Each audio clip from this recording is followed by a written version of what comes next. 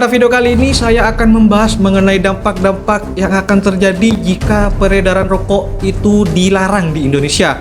Apakah dari dampak ataupun kebijakan tersebut akan menguntungkan ataupun justru akan membuat kita merugi secara finansial?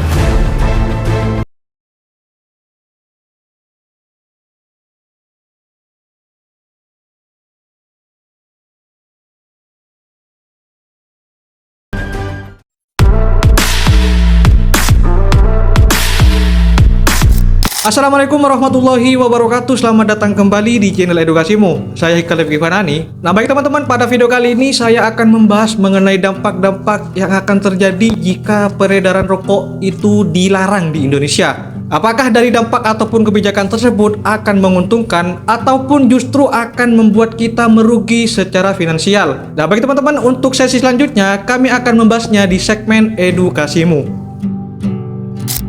Nah teman-teman, sebelum kita beranjak ke pembahasan kita, marilah kita untuk mengetahui apa sebenarnya pengertian dari rokok ini.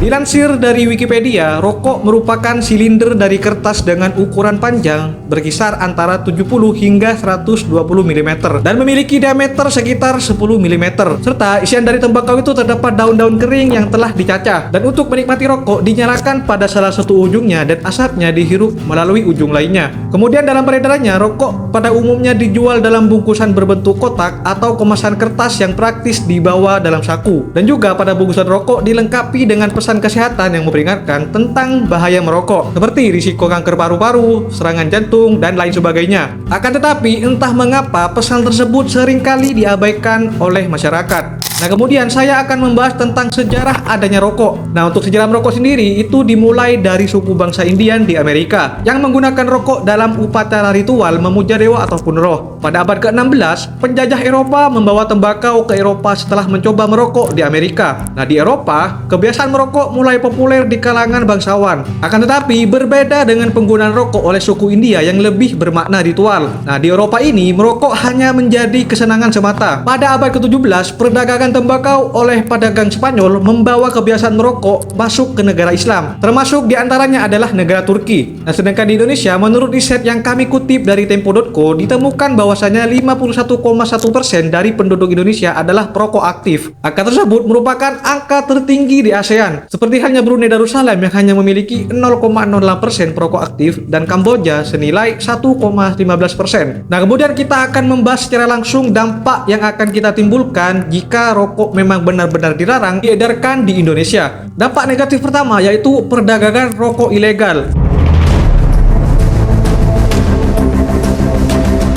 Nah, maksudnya pelarangan rokok dapat menyebabkan munculnya pasar gelap dan perdagangan rokok ilegal yang tidak diatur oleh pemerintah. Hal ini dapat mengurangi pendapatan negara karena hilangnya penerimaan pajak dan juga peningkatan risiko kesehatan karena produk yang tidak terjamin kualitasnya. Pelanggaran rokok berarti rokok tidak dapat secara sah untuk diproduksi, diimpor, ataupun dijual di pasar yang diatur oleh pemerintah. Nah, dampak yang akan ditimbulkan, sebagian rokok dan pedagang rokok mungkin mencari-cari cara alternatif untuk mendapatkan rokok ilegal. Dan dari munculnya pasar gelap ini adalah konsekuensi apabila rokok dilarang di Indonesia. Pasar gelap ini menjadi tempat bagi perdagangan rokok ilegal yang tidak memiliki izin resmi dari pemerintah. Rokok ilegal dapat berupa produk yang diproduksi secara ilegal, mengklaim sebagai merek terkenal dengan harga lebih murah, atau merupakan hasil dari kontraben dari negara lain yang tidak membayar cukai di Indonesia. Nah, dalam perdagangannya tidak ada pengawasan terhadap kualitas, kandungan, ataupun keamanan dari rokok tersebut, sehingga meningkatkan risiko kesehatan bagi konsumennya. Salah satu dampak yang signifikan dari perdagangan rokok ilegal adalah hilangnya penerimaan pajak bagi pemerintah. Rokok ilegal tidak membayar pajak, akibatnya pemerintah kehilangan sumber pendapatan yang biasanya dihasilkan dari industri tembakau ini. Nah, akibat dari kehilangan pendapatan ini dapat berdampak negatif pada keuangan negara dan mengganggu kemampuan pemerintah untuk membiayai program-program dan layanan publik. Rokok ilegal yang beredar di pasar gelap tidak diawasi oleh pemerintah atau lembaga pengawas kualitas. Akibatnya, kualitas dan keamanan produk tersebut tidak terjamin. Rokok ilegal dapat mengandung bahan kimia berbahaya, kontaminan, ataupun zat adiktif yang tidak aman bagi kesehatan. Nah, selain itu, kandungan nikotin yang tidak konsisten pada rokok ilegal dapat membuat perokok sulit untuk mengontrol dosis yang mereka konsumsi. Kemudian dampak negatif kedua yang akan ditimbulkan yaitu adanya pengangguran dan dampak ekonomi. Industri tembakau ini merupakan salah satu industri yang besar di Indonesia dan menyediakan pekerjaan bagi banyak orang. Pelarangan rokok dapat menyebabkan penurunan permintaan rokok dan akan berdampak pada keberlangsungan perusahaan, sehingga menyebabkan pemutusan hubungan kerja ataupun PHK dan pengangguran. Nah, dengan dilarangnya rokok tersebut, permintaan pasar untuk produksi tembakau dapat menurun drastis. Para perokok mungkin akan berusaha untuk berhenti merokok ataupun mencari alternatif lain untuk memenuhi kebutuhan mereka. Penurunan permintaan ini dapat berdampak langsung pada perusahaan-perusahaan tembakau yang beroperasi di Indonesia. Industri tembakau merupakan salah satu industri besar di Indonesia yang menyumbang sejumlah besar lapangan kerja dan pendapatan bagi negara. Bagi negara, jika perusahaan tembakau menghadapi kesulitan keuangan akibat penurunan permintaan dan pendapatan, nah mereka mungkin terpaksa akan melakukan pemutusan hubungan kerja. Karyawan yang bekerja di industri tembakau ataupun terkait dengan industri tersebut, seperti halnya petani tembakau, pekerja pabrik rokok ataupun distributor dapat kehilangan pekerjaan mereka. Ini akan berdampak pada tingkat pengangguran di negara Indonesia. Kelompok masyarakat yang sebelumnya bekerja di industri tembakau ataupun sektor terkait mungkin mengalami kesulitan dalam mencari pekerjaan baru ataupun menghadapi ketidakpastian finansial. Hal ini dapat menyebabkan peningkatan angka kemiskinan dan masalah sosial lainnya. Dalam konteks dampak pengangguran dan ekonomi akibat pelanggaran rokok di Indonesia, pemerintah harus mempertimbangkan strategi mitigasi ataupun rencana transisi untuk membantu pekerja yang terdampak dan mencari cara untuk mendiversifikasi ekonomi guna mengurangi ketergantungan pada industri tembakau. Sebagai langkah-langkah pendukung seperti halnya pelatihan keterampilan, program pencarian kerja, dan insentif bagi perusahaan yang bergerak di sektor lain.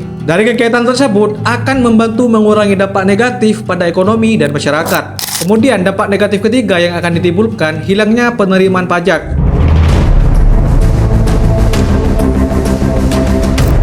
Di sini, pemerintah Indonesia mengenakan cukai yang signifikan pada produk tembakau, serta penerimaan pajak dari industri ini merupakan salah satu sumber pendapatan penting bagi negara. Nah, dengan pelarangan rokok, penerimaan pajak dapat menurun sehingga potensial mempengaruhi keuangan negara. Industri tembakau di Indonesia merupakan salah satu sumber pendapatan penting bagi negara melalui penerimaan pajak. Pemerintah Indonesia memberlakukan cukai ataupun bea cukai yang signifikan pada produk tembakau, termasuk rokok, sebagai bagian dari upaya untuk mengendalikan konsumsi tembakau dan mendapatkan sumber pendapatan fisikal. Nah, dengan pelarangan rokok, permintaan untuk produk tembakau akan menurun drastis. Sebagian besar perokok mungkin akan berusaha untuk berhenti merokok ataupun beralih ke produk tembakau alternatif yang kurang berbahaya ataupun tidak sama sekali. Penurunan permintaan ini akan menyebabkan berkurangnya produksi dan penjualan rokok, yang kemudian akan mengakibatkan penurunan dari penerimaan pajak dari industri tembakau. Penurunan penerimaan pajak dari industri tembakau dapat berdampak langsung pada pendapatan negara. Penerimaan pajak dari industri tembakau ini biasanya merupakan sumber pendapatan yang signifikan bagi negara. Hilangnya penerimaan ini dapat mempengaruhi anggaran pemerintah dan kemampuannya untuk membiayai program-program publik dan pembangunan. Selain itu, penurunan dari penerimaan pajak langsung dari industri tembakau, pelarangan rokok juga akan menyebabkan efek domino pada keuangan negara.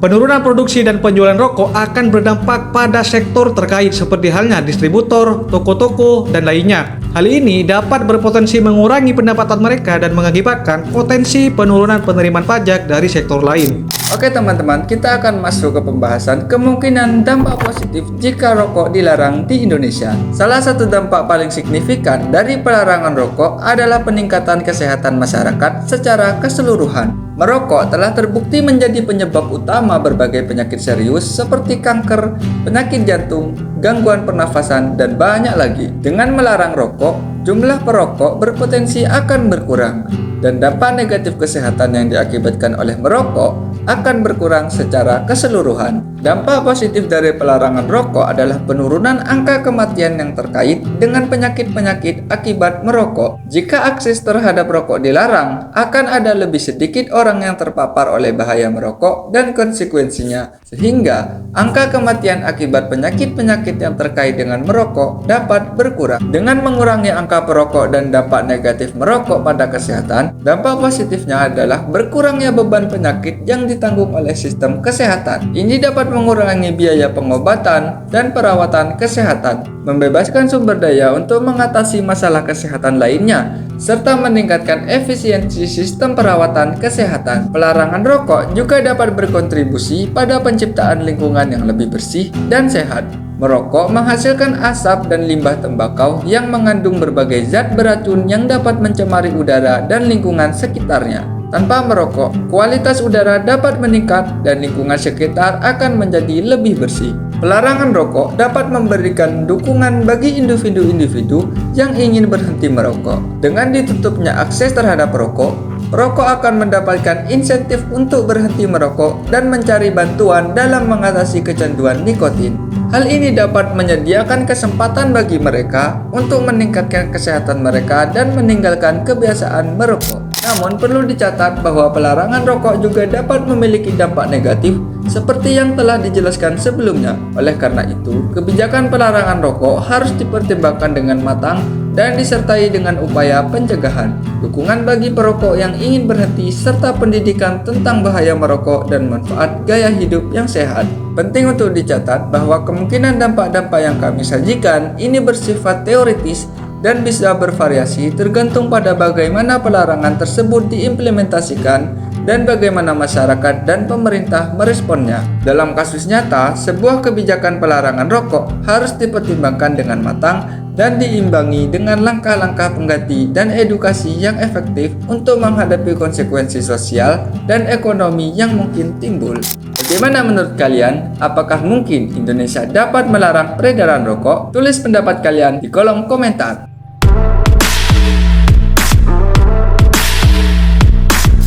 Sekian dulu video dari kami. Apabila terdapat kekurangan, kami mohon maaf yang sebesar-besarnya. Support terus channel kami dengan cara like dan subscribe serta share. Sampai jumpa di video kami selanjutnya. Tetap penasaran dan terus belajar. Wassalamualaikum warahmatullahi wabarakatuh.